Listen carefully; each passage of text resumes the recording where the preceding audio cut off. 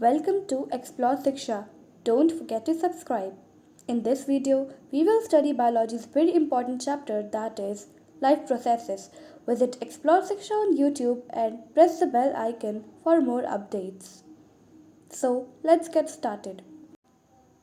सबसे पहले वो 5 प्रोसेसेस जो जीने के लिए बहुत ज़रूरी है, जिसके बिना जीवन संभव नहीं है, that is respiration, digestion, blood circulation, control and coordination and excretion. Next page में हम पढ़ेंगे इसके बारे में, इनकी डेफिनेशंस और इनके एक्सप्लेनेशन।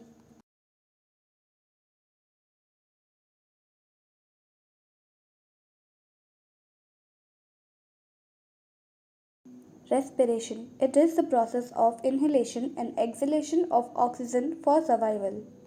जीने के लिए सांस लेना बहुत ज़रूरी है. We inhale oxygen and exhale carbon dioxide. Second is digestion. It is the process in which the food is converted into simpler absorbable substance. पाचन क्रिया को ही digestion कहते हैं.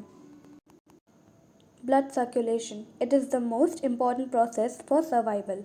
Blood should travel in the whole body, otherwise we will die because it supplies nutrients. खून का पूरे शरीर में दौड़ना बहुत ज़रूरी है क्योंकि खून हमारे शरीर को सारे न्यूट्रिएंट्स पहुंचाता है, इसके बिना जीवन असंभव है. Next is control and coordination. The brain controls the whole body, so it's very important for movement or any kind of work. जो ब्रेन है वो पूरी बॉडी को कंट्रोल करता है, तो मूवमेंट या किसी भी काम को करने के लिए ब्रेन का कंट्रोल एंड कोऑर्डिनेशन बहुत ज़रूरी है. Last one is excretion, the removal of waste material throughout the body in the form of solid liquid such as sweat, urine and stool. Waste material को body से out करने की process को excretion कहते हैं. So let us revise one more time. अभी तक हमने क्या क्या पढ़ा है. Movement, reproduction, growth, control, nutrition, respiration, transportation and excretion. Next topic is nutrition. All components of food that we get by eating it. हमें खाने से कौन कौन से nutrients मिलते हैं. Carbohydrates, protein, fat, vitamin and mineral.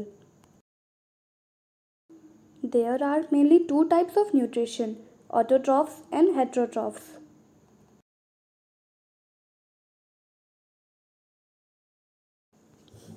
Plants अपना खाना खुद बनाते हैं तो वो हुए autotrophs. Animals and human beings खाने के लिए किसी और पे डिपेंड करते हैं तो वो हुए heterotrophs.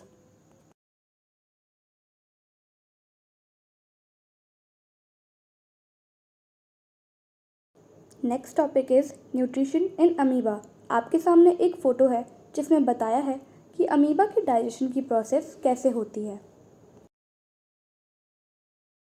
Nutrition in an amoeba occurs through a process called phagocytosis, where the entire organism pretty much engulfs the food it plans on eating up. The mode of nutrition in amoeba is known as holozoic nutrition. It involves the ingestion, digestion, and egestion of food material. So that's all for today's video. This was the first part of this lesson. Hope you all like it. Thanks for watching.